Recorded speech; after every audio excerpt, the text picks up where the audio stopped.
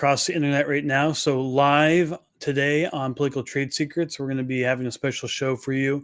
So we're going to be talking about the government shutdown, the showdown, and we'll be breaking down the strategies, polling, public opinion behind all of that, plus all the memes, all the wonderful memes everywhere on the internet. Then Eric Adams is out for the mayoral race in New York City. We'll be talking about that and some of our polling and where does the race go, including a couple of their new ads for both Cuomo and Mamdani.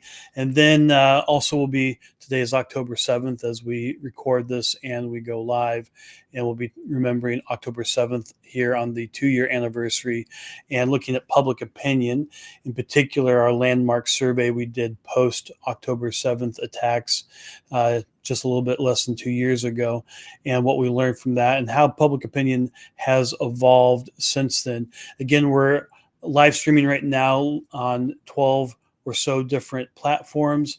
Wherever you are, make a comment, post questions, post reviews, and we really do appreciate that. You can be a part of the conversation today. I'll be watching to see what you have to say. And then additionally, like and subscribe on whatever platform you're watching on.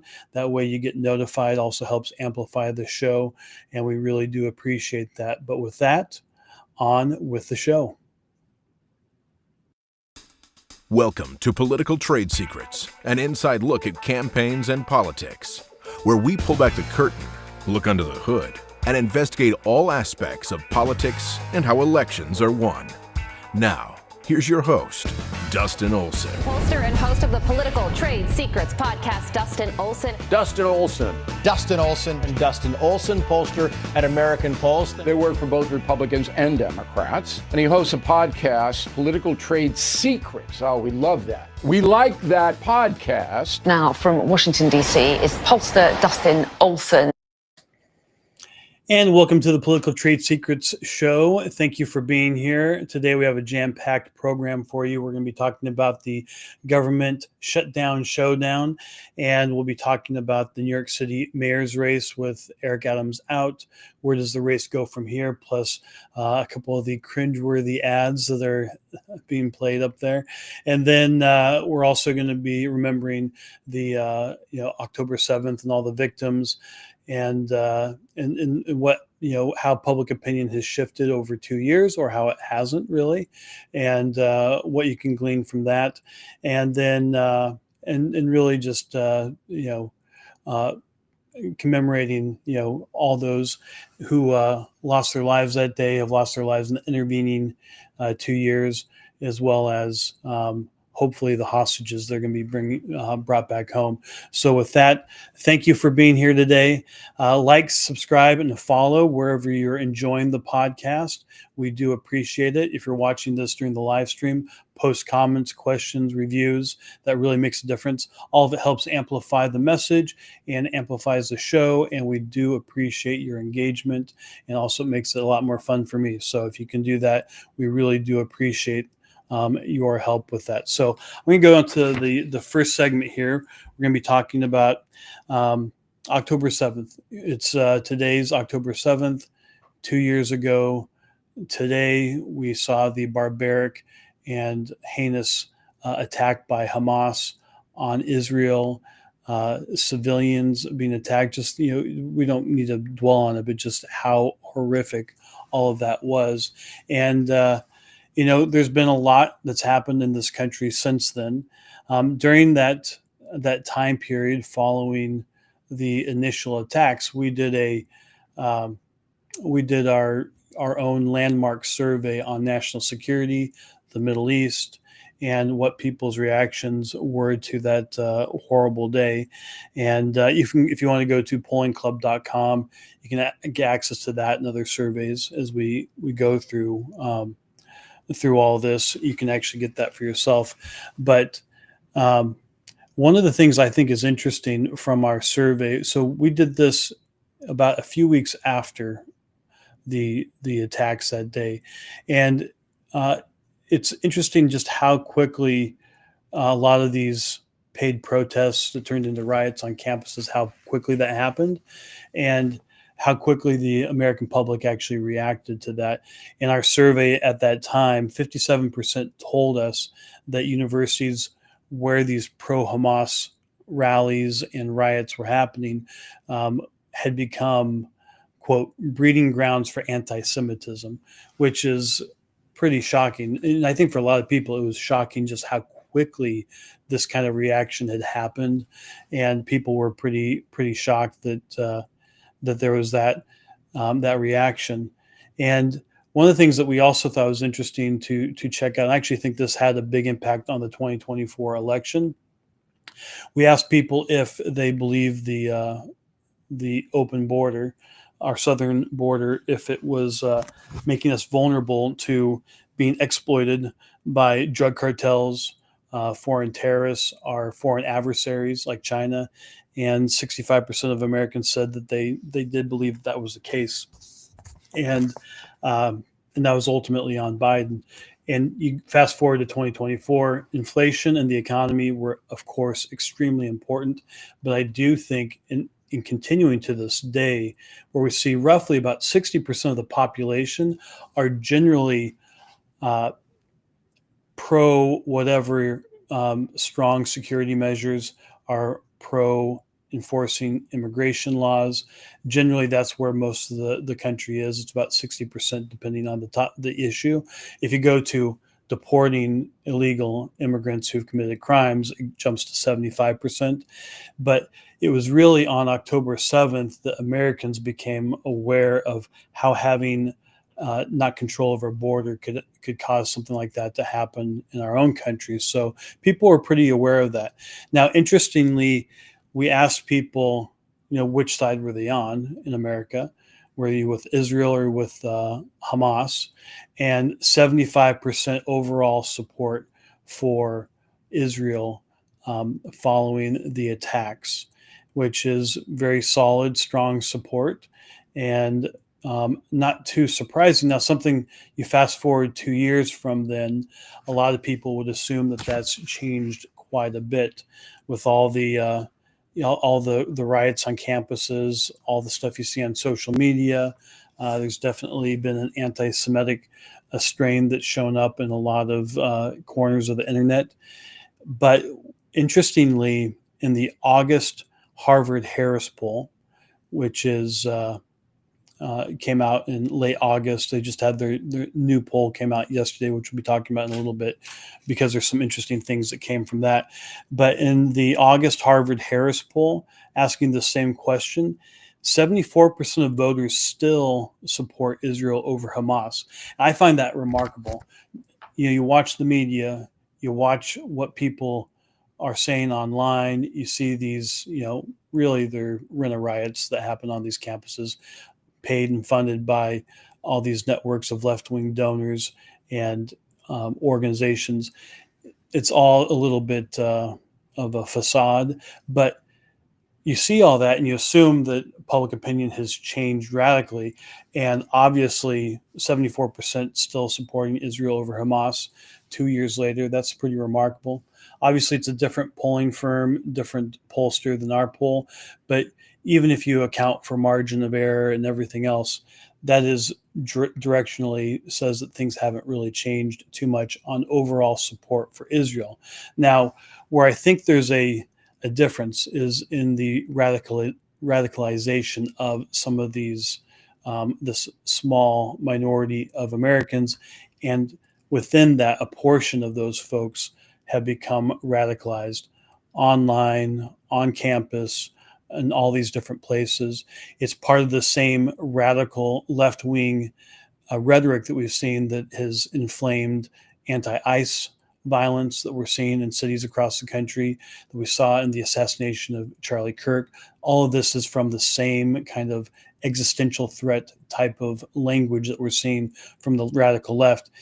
People talk about the violence that's happening in the political realm, and it is definitely proportionally on one side. There's a poll that came out within 24 hours of the horrible events that led to Charlie Kirk's assassination.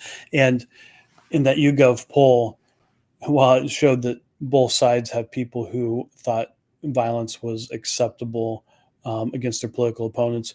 It was only 3% of very conservative folks, and it was 25% of very liberal folks. And it actually, on that spectrum, it goes to conservative is about 5 or 6%, and then moderate was about 9%, liberal 17%, and then very liberal 25%. Blows your mind to think there are people like that, but you can see that there's, within very liberal, there's 25% who believe these radical things. And, one of the things that it's interesting when you look at this overall across the country, Americans back Israel. But then you have these pockets of radicalization, and some places it's a lot larger. We'll be talking a lot more about the New York City mayor's race here in a little bit.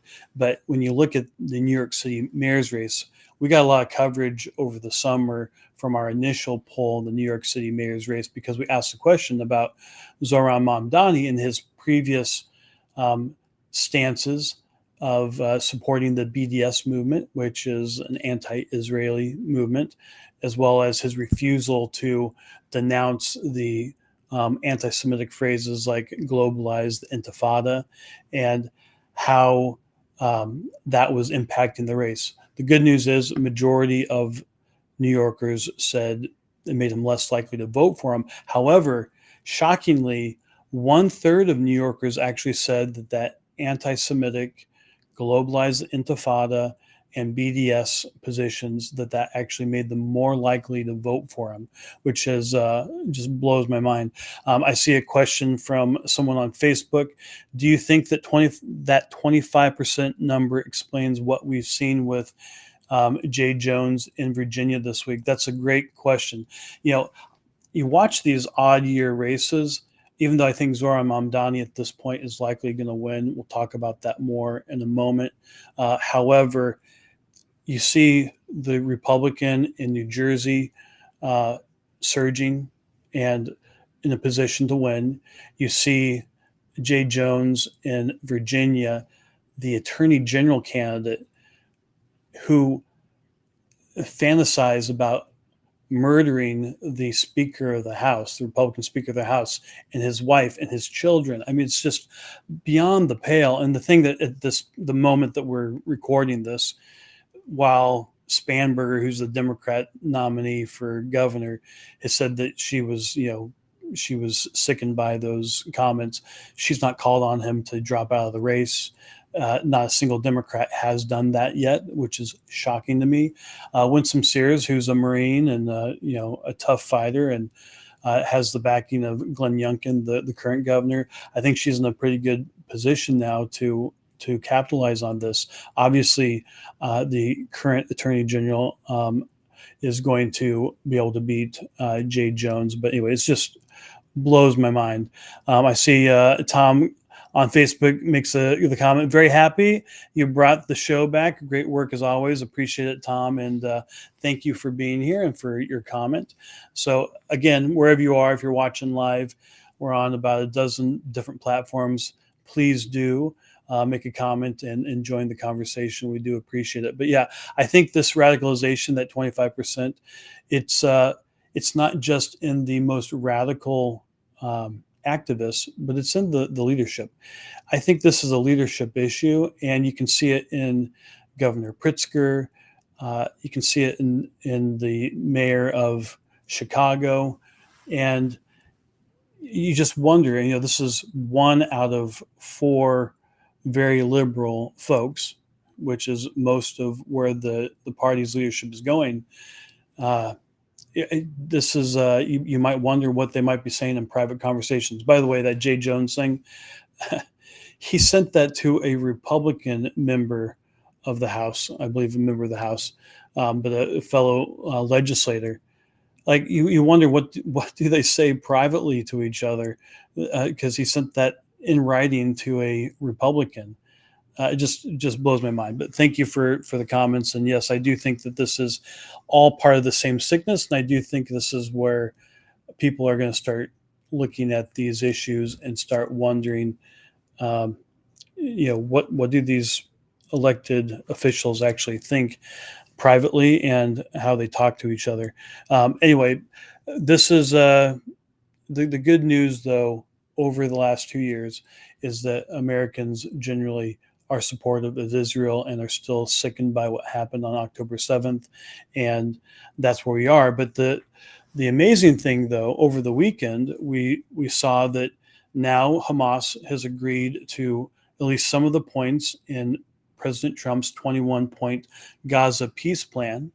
And that's a big deal for the families who have lost loved ones, for the families who still have someone who's alive, who's been in captivity for 2 years. The idea of having them brought home is amazing for them. And the Jewish faith, of course, being able to bury their loved ones is extremely important. So, in the new Harvard CAPS poll that just came out yesterday, 56% of voters support Trump's 21-point Gaza peace plan. It's very new, but that's where it starts off with. And 70% support it after they're told that important and key Arab governments are also supporting it. In a similar vein, 65% of voters support Trump's efforts to end the war in Ukraine. And one of the things I thought was interesting, I'm going to talk about in a second, and kind of how this approach has the possibility of peace could happen, is that 71% also back the U.S. blowing up the drug boats headed here from South America. And why I mentioned that is I think what you're seeing is an approach also with the shutdown, but you see the approach with Gaza is incentives and disincentives, and the Trump administration using that. And it's amazing what he's done. He's been able to brand himself as the peace president. I think the folks who have been involved in this whole process, the families of the victims, they put forward a letter to the Nobel Peace Prize Committee in the last day, and he's had multiple people doing this. He now has you viewing him as the peace president. At the same time, in the last week, they've been blowing up drug boats coming from the cartels, as well as over the summer, they bombed the Iran nuclear program. And so he's giving you two ideas. He's the peace president, but he's also the one who's going to go hard against his enemies, and he's not going to pull any punches. That's an amazing thing to have accomplished. So you know that there's a carrot, and you also know there's a stick, and that's a great way to encourage people to go down a certain path. And while I don't know if this whole thing is going to work out, this is amazing that we've gotten to this point, and really want to just think about all those families that are hopefully going to see their loved ones again, as well as for those whose family members died in captivity, that they will get those bodies back. So anyway, that's just a little bit of what I've seen in public opinion here at this important moment. But with that, let's go to the government shutdown, which has been really amazing. It just, who would have expected? Democrats have voted 13 times for a continuing resolution, the same legislation that they're being asked to vote for now. They voted for 13 times before. I guess last week. Now they've voted against it numerous times. But I was on Wake Up America on Friday talking about this topic and going over some of the recent public opinion that is relevant to it and where Americans are and some of the key issues that are being discussed. This is with Charlotte McBride. Rob Astor was in for Mark Lauder. And if you want to watch the show, it's on weekdays from 7 to 9 a.m. on Newsmax, and a great team over there. But this is our conversation about that. All right, this could mean a lot of people don't get a paycheck in the mail. Dustin, what do you make of this and these cuts that could be coming? Well, it depends on what happens exactly. I doubt they're going to cut to the bone, but there are definitely things in government that people would like to see removed. And going back to what I was saying about the Harvard-Harris poll, they actually have 73% of Americans back the administration's efforts to cut fraud and waste in government. And if this looks like that to Americans, then they will back it, and they have backed it. In our own polling, 55% supported the DOGE efforts. So this is, I think, actually ultimately going to be popular. Now, it could have a big impact in a state like Virginia, Virginia that we have a governor's race coming up very soon. I think right now, actually, this probably hurts the Democrat who's running in this race and probably helps the Republican, but it depends on how deep any of these cuts are.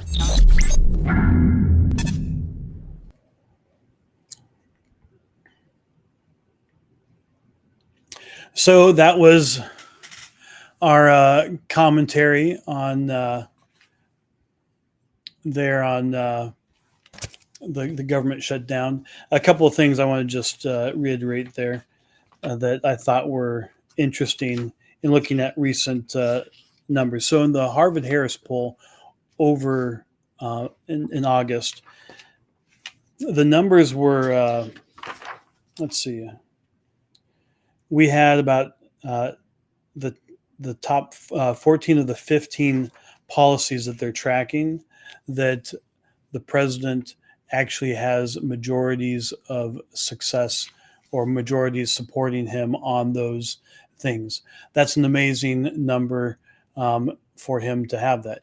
Even when his personal popularity right now is actually better than both Bush and Obama in their second terms, which the media doesn't tell you that, but you can go look at Real Clear Politics and you can compare their second terms at this point.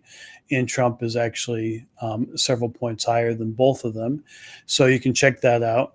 But even so, being in the mid to high 40s for his personal favorability, all of his policies are well over 50%.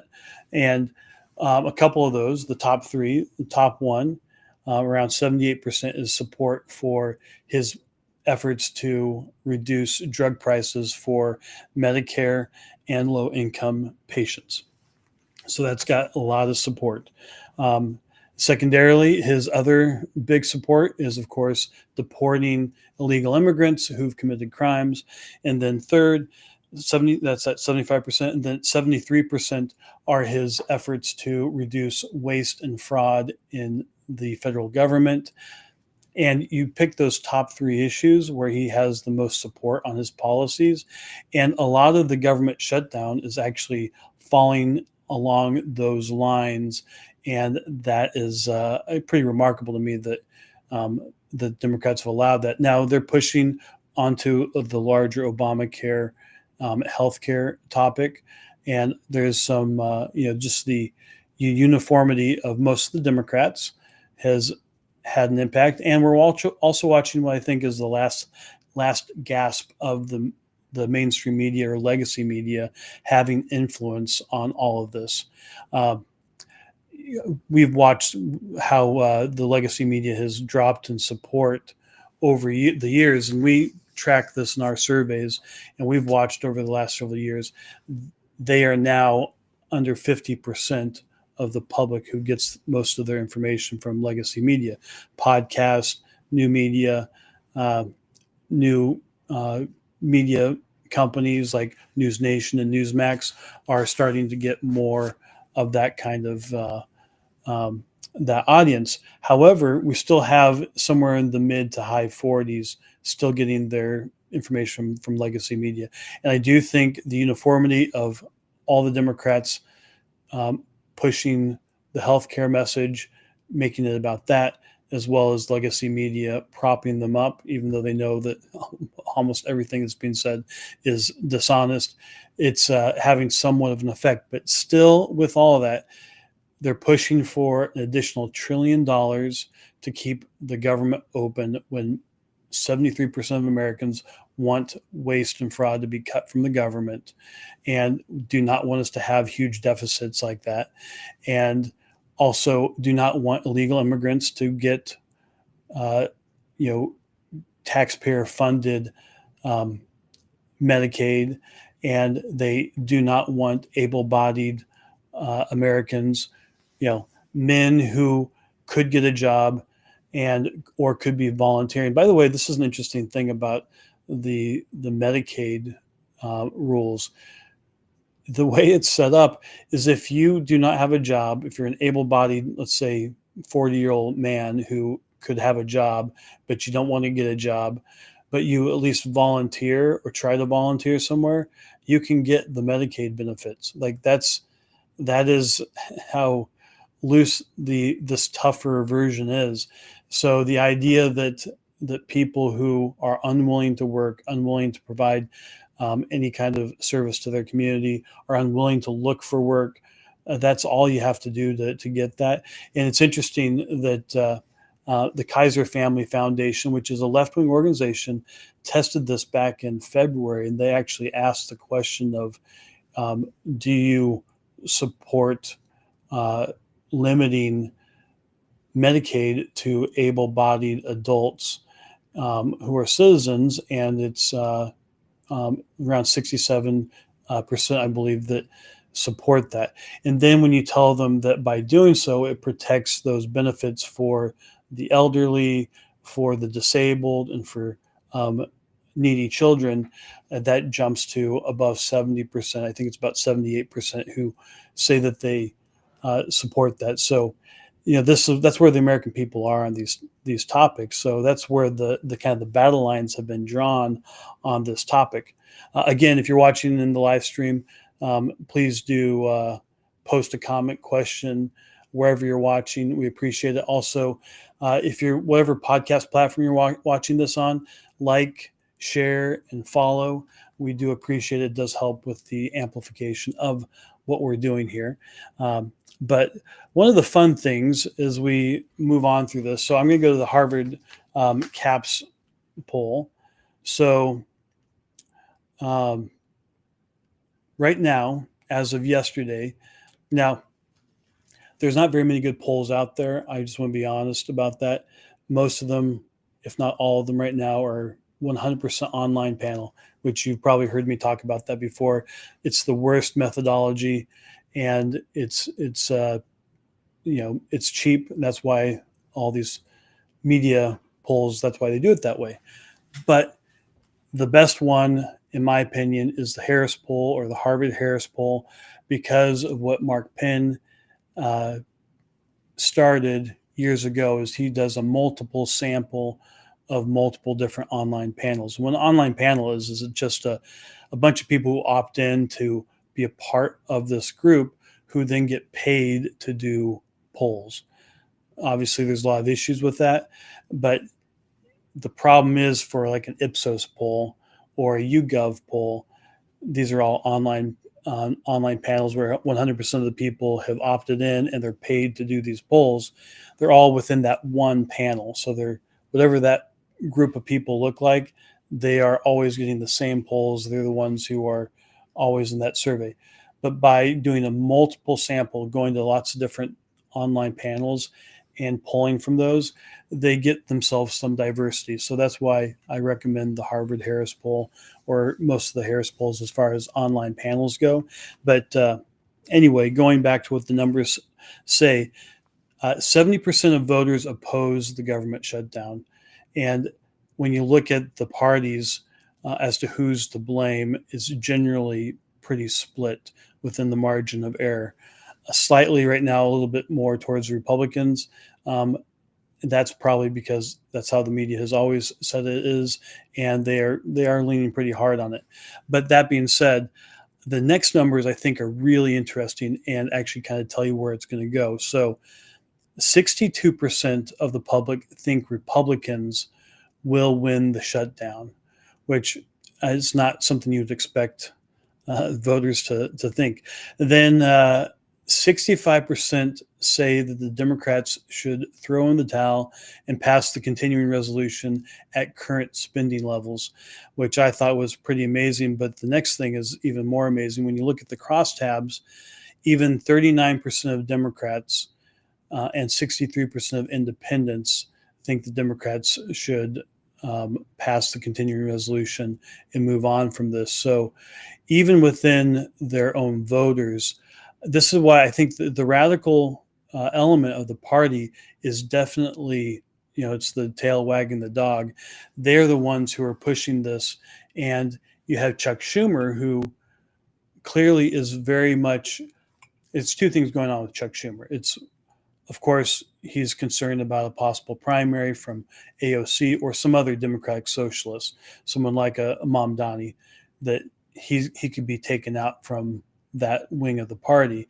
And that's a very, I mean, it's very likely that would happen. The Siena poll earlier this year did a hypothetical matchup. They had AOC beating Schumer. Also in statewide polls, Schumer's popularity is in the tank. AOC is actually pretty popular statewide. So when you look at this, Schumer really has a real problem if he wants to get reelected and if he gets a real challenge within his party. Now, I think that's only part of it. What I really think is that earlier this year, when he actually helped keep the government open, he got so much flack from the left wing of the party that I think he just doesn't want to go through that again. He'd rather take flack from the other side and see what that's like. So I think that's largely what you're seeing. I do think at some point you're going to see him go to a few of his members, tell them, he may not even say publicly that he's for ending the shutdown, but letting them go ahead and voting with Republicans to keep the government open. I think that's probably how it ends. I don't know when that's going to happen, but moving on to what I think is interesting, because it shows that the American people are much more savvy than what you'd expect them to be, or what the media might expect them to be. As a pollster, I have to say, voters are incredibly smart. They're sometimes ignorant of the issues or policies, but when you get them to focus, they usually can figure things out. But 55% of voters say the Democrats behind the shutdown are motivated by pleasing their base. So majority of voters get what's going on here, which is why I think ultimately they think that Republicans are going to win this thing. So with that, I think that's one of the that's most of the public opinion that is important when it comes to this. Now, also in the background, we talked about all the radical stuff going on. There's certain moments in time where you see an inflection point within public opinion. Back when we had the absolute collapse of Afghanistan under the Biden administration, you can just look at the direction of the country, and you can look at Biden's favorability. And at that point, his presidency was over. In our national security polls we've done over the last couple of years, we have the survey we did over the summer on Iran and their nuclear program. We have the post-October 7th poll we did 2 years ago. And throughout, we've touched based on a few issues. And the American people believe that the fall of Afghanistan, the absolute collapse of the Biden policy there, and that weakness led to the invasion of Ukraine, which led to the attack on Israel on October 7th. And you can just see in the numbers when you graph it that there's an inflection point. Another place where you've seen an inflection point already, it's interesting watching public opinion very closely.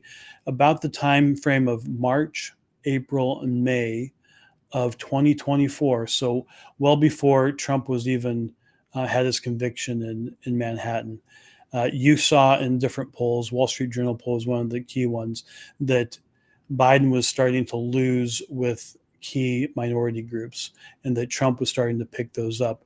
And in poll after poll, when you looked at, some of them weren't accounting for, shy Trump voters, you saw that Trump was on track to win at that point. And then you saw the conviction in Manhattan, and 80% of the public saying that there's a double standard in the legal and justice system, and the bottom was already falling out. So politically, the country is already on the move to Donald Trump was going to get elected. However, there's a key inflection point that happened there later in that month when we had the debate between Biden and Trump. And our polling, almost 2/3 of the country saw that moment, or a little bit more than 2/3 of the country saw that moment at the debate. As I was talking about earlier, we've seen this drop in legacy media, but at that point, it's about a little bit over 50% getting their information from legacy media, who had not been telling them. If you're somebody who's watching Fox News or watching podcasts or watching anything with your two eyes and you're seeing Joe Biden, you knew he had problems. But if you're just watching news that didn't tell you that, you had no idea. But then you saw him on stage. It was very visual. You saw just how confused he was. For a lot of Americans, at least 15 to 20%, they had not been exposed to that. And that was a moment that they couldn't unsee. And the Democratic Party lost a lot of credibility at that point and has never really recovered. And I think the assassination of Charlie Kirk was another one of those moments. And this next number that I think is extremely important is that right now, the Democratic Party has a negative 26 net favorability. That means the positive minus the negative. So they are negative 26% favorability for the party. That's twice as unpopular as Republicans, and nearly 3 times as much as Donald Trump, who's the most popular politician in the country. This is where Democrats are at this point, and why the J. Jones situation we talked about earlier in Virginia is a problem for them. And right now, you look at Mamdani as the future of the party, and AOC is the future of the party. Who do they have who can step up and take the party over and lead them?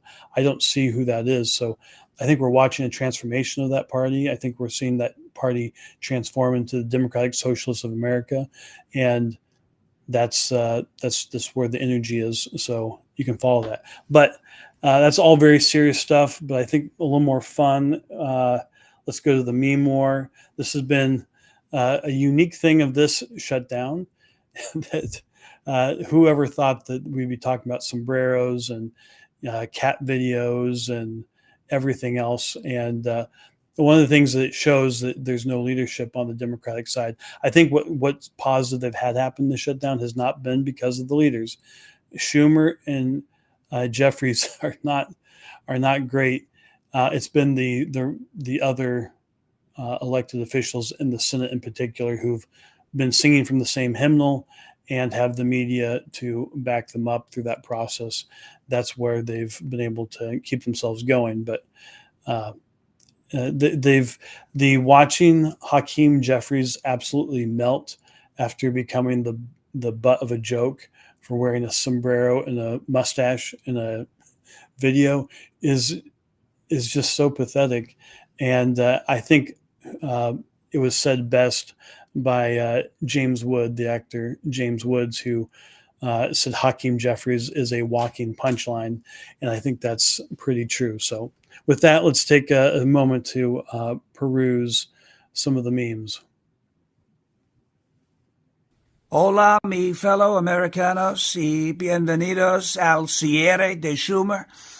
That means welcome to the Schumer shutdown. We call it the Schumer siesta, right? It's the Schumer siesta. He put the government on siesta, crying Chuck. And El Hakimo Jefe Jeffries, we used to call him Dollar Store Obama, till we realized he's worth far less than $1. But they put the government on siesta to give illegal aliens your health care. We're not going to let it happen. I looked at both of them. I said, we're not going to let it happen. It's no bueno. I said, it's no bueno. They begged me. They said, but senor, por favor, please give illegal aliens the health care. I said, we're not going to do it. We're never going to do it. It's not going to happen. And they were also very upset about our big, beautiful sombreros. You look at them. These are the greatest sombreros the world has ever seen. We really have the best sombreros, and everybody wants one except Crying Chuck and El Hakimo Jefe Jeffries. They don't want one, but they're going to wear one when all is said and done. We're going to end the siesta. We're going to reopen the government, and we will not give in to the demands of Chuck and El Jefe. We're not going to do that. Thank you. God bless you. Dio lo bendiga, and God bless America. Thank you for your attention to this matter. Anyway, that's beautiful there. That's actually Sean Farish, and you can find him on X at Sean, SHAWN _ Farish, FARASH. and you should give him a follow. He does a great impersonation of the president, and I think that's my favorite of all the memes so far. And I anyway, to think that that would be where we'd end up, I think the vice president said it best, and that this is actually real. This is actually something that's happened. So, Vice President Vance, if Representative Jeffries helps us open the government right now, the sombrero memes will stop. This is my solemn promise. So, he has a road to have the ridicule and being the walking punchline could stop. Though I have a feeling he's really the perfect foil for this whole thing. Both he and Schumer, they honestly, in a joking way, they cut the look of a villain from like the old Batman TV series in the 1960s, kind of caricature of a villain. So they're perfect foils for the country. But that's it's amazing. So I think Republicans, at least on that front, they've won the meme war. And if you saw the cat video that the Democrats put out, and you see the cringeworthy videos of Democrats walking around the Capitol, knocking on doors, it's all just very uncomfortable to watch. With that, let's go to New York City. And in New York City, we had big news in the last week. Eric Adams dropped out of the race, and that's now changing things up. But here I am on with I believe this is with Bianca De La Garza from Newsmax. We're talking about crime and New York City. And by the way, great show. She has two shows, one on Newsmax 2 and one on Newsmax, I think at noon on weekdays, Newsline and Newswire. So here's my conversation with Bianca. But that's a fact, Dustin, and I think that shows in their ratings that they're telling stories that Americans are rejecting. Absolutely. We've talked about this before, but we've been polling in the New York City mayor's race. And in New York City, which is has similar issues, but not as bad as Memphis, 85% of New Yorkers said that crime was a problem. Half of New Yorkers say it's a serious problem. We see this across the country in national polling. I've not seen polling in Memphis, but obviously people are tired of this because it's life and death to them. And you saw with what happened in D.C. and it happened in California earlier this year that there's been proof of concept now on how the administration can help in these issues, and now we're going to Memphis again. And I think they just keep building the case that with this, pretty bold policy that they're actually making a difference in saving lives, and people want that.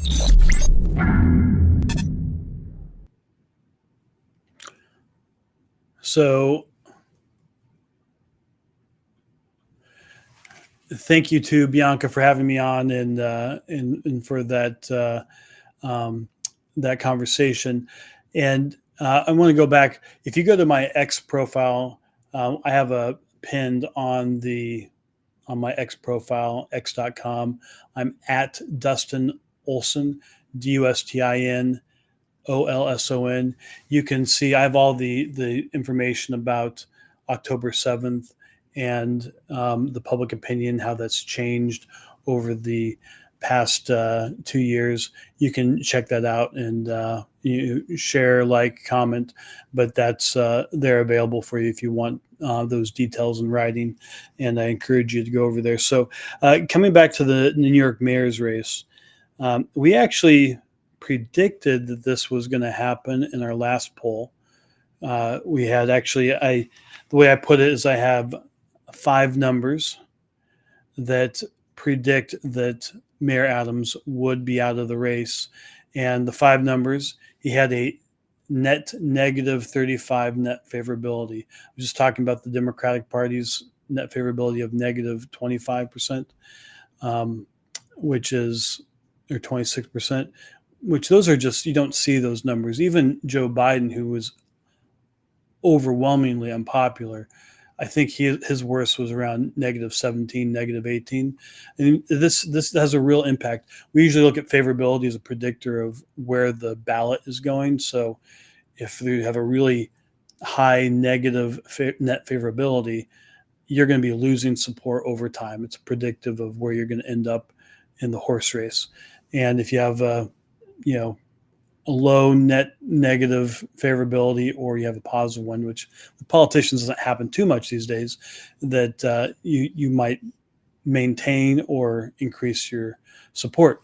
So the first number, he had a net negative 35 for Mayor Adams. I don't dislike the guy. He's probably, he and Sliwa are the best when it comes to dealing with the biggest issue in the city, which is crime. But you just can't come back from that. Second number that predicted that he was going to be out, 54% of the city said that the city was heading in the wrong direction. That's a pretty big deal. 69% said that they were less likely to back him because of the public corruption charges, whether they were fair or not. The Biden administration, largely, it seems, charged him for taking upgrades on Turkish Air and some hotel upgrades. And that was a big part of what the charges were. Also, there's some charges on using straw donors to be able to inflate how many donors they had for getting matching funds, which we'll get to in a second as to why that's important. But those are the public charges. Whether you think those were trumped up and he was being lawfared, well, for some people, they thought that was happening, and they didn't like that. But you have people on both sides really having issues, obviously, with that many people. 69% have a problem with that. And then for the people who may have thought he was unfairly charged with that, but then the Trump administration dropped the charges, and all of it just, it was a good way to lose lots of different support. Then the next number is he came in fourth in every single poll. That there's just not a poll since, I don't know, maybe spring, that ever had him anywhere but number 4. And then the final one, $0 coming in from matching funds. This is a weird thing that New York City does, that you raise a certain amount of money, then you get eligible for matching funds from taxpayer dollars. Kind of ridiculous, but it does have an impact on the race because of the charges that had been brought against him, alleging straw donors. The matching funds commission said no dollars for you, and they kept rejecting him from getting that. So that meant that the money was going to run out for him. He was having a harder time raising money. All that together said that this was where the race was going to go. Now, my overall view of the race, having polled this continuously since late 23, is that crime is an issue in the city, and that Eric Adams has been pretty unpopular. We did the poll actually back in the end of 23 that showed that Cuomo could beat Adams in a Democratic primary. Now, Adams ultimately didn't end up in the primary because he knew he couldn't win. That got Cuomo to jump into the race, which is, fascinating to see how we've ended up where we've ended up. But Adams has had problems for quite some time, and with crime being an issue, we've asked questions about the defund the police position of Mamdani. Highly unpopular. Of all the issues, we had the globalized intifada and the BDS stuff with him. That was like 52%, so they're less likely. The government-run grocery stores, something like 54% said that they were less likely. But on the defund the police, 58% said that they were less likely to support Mamdani because of his defund the police positions, and calling to get rid of the strategic response group. That's the group that came in and responded to the first mass shooting in years in New York City and Manhattan. The guy who went in to shoot up the NFL and ended up in the wrong place, but a horrible thing. That the group that responded to that, Mamdani was for getting rid of. So this is not a popular position. And even with that 30% or so, that 1/3 of the city that has gotten pretty radical, that they say that they would like government-run grocery stores, that they like the BDS positions, that they think it's fine that he's refused to denounce globalize the Intifada, which is an anti-Semitic and hateful statement. This is that group even doesn't support. It's about 22% say that they're more likely to vote for Mamdani because of his defund the police, where it's 30% and I think 33% for the globalized Intifada and the government-run grocery stores. So that's pretty amazing to think that that is the issue. So what needed to happen in this race is Eric Adams probably needed to get out a little bit sooner, and we needed to have people going after Mamdani with ads. That has not happened. In a minute, we'll see what the first ad out of the gate for Cuomo was. But we anticipated that Adams would be out. So this is what we had is the likely outcome immediately following Adams dropping out. We have Mamdani at 38.5%, Cuomo at 30.3%, and we have Sliwa at 23%. I think that Cuomo may be lucky if that's what he's getting. I think Mamdani has likely made it into the 40s now.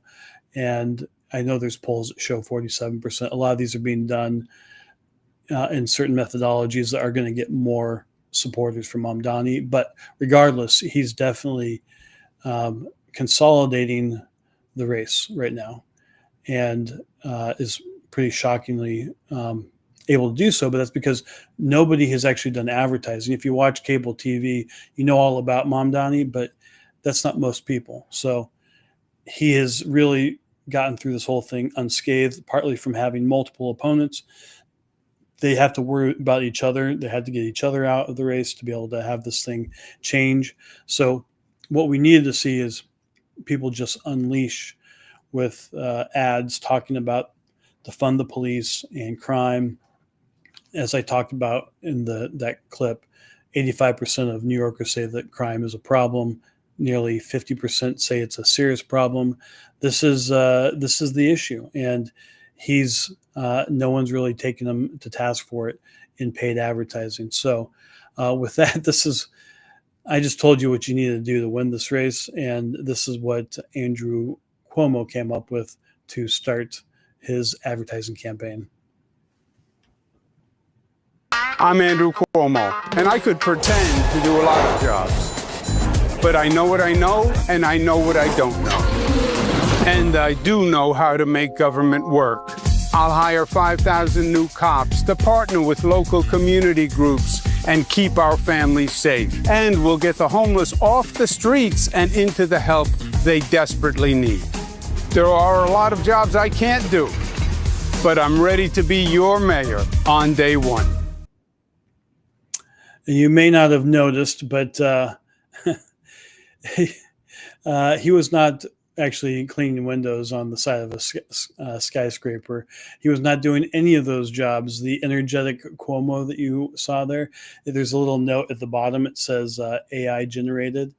And first of all, the fact that a guy who's pretty well known, they're coming out with the positive ad. They really, to have a shot, they had to go after Mamdani. So that's the first mistake. But the second thing is they put in an energetic, artificially created Cuomo next to the low energy real Cuomo, and it's an amazing contrast. The biggest complaint about Cuomo since before he lost the Democratic primary to Mamdani is that he just wasn't in the fight. He didn't seem to have the fire in his belly. And then they come out with the ad where you can actually see what an energetic Cuomo would look like compared to the actual Cuomo. And I think that was pretty bad. But it's, the issues that they're talking about he's generally on the right track. Now, this next ad's a case of why Mamdani believes he has this sewn up. But I apologize ahead of time. It is cringeworthy.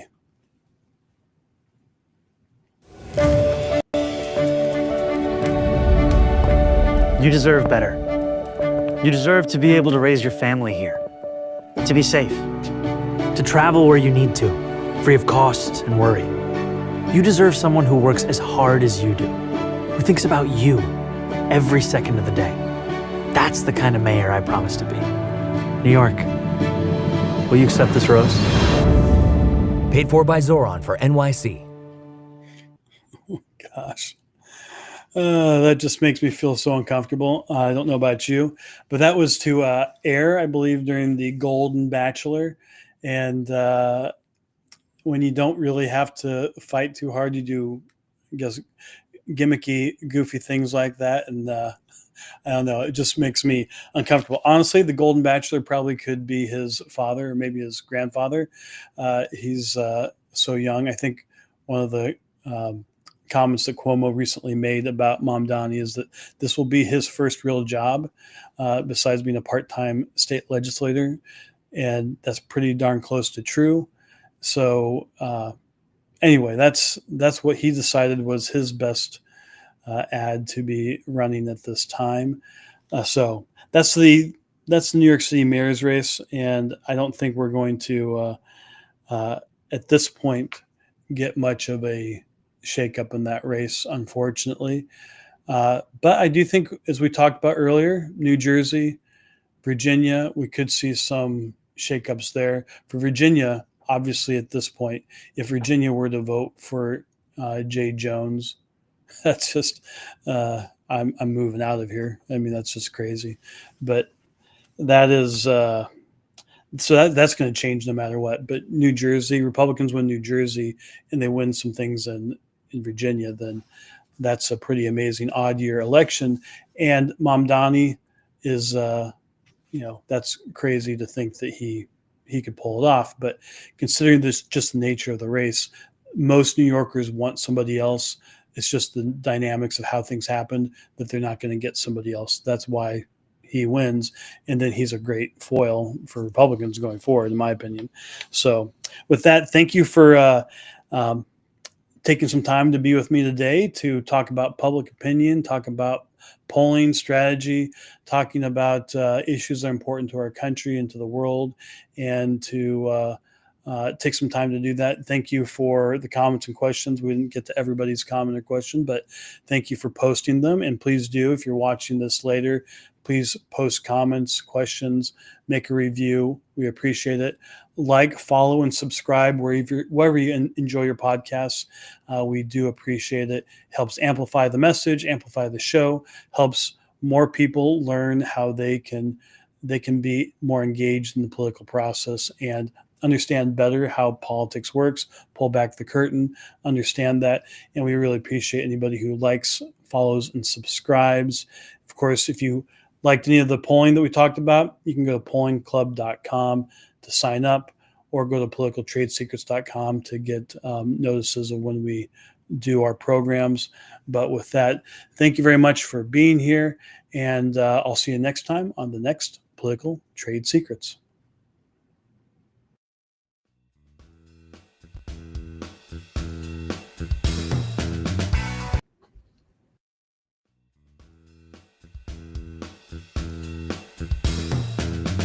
Join us next time by subscribing on iTunes and get show notes and sign up for our newsletter at politicaltradesecrets.com.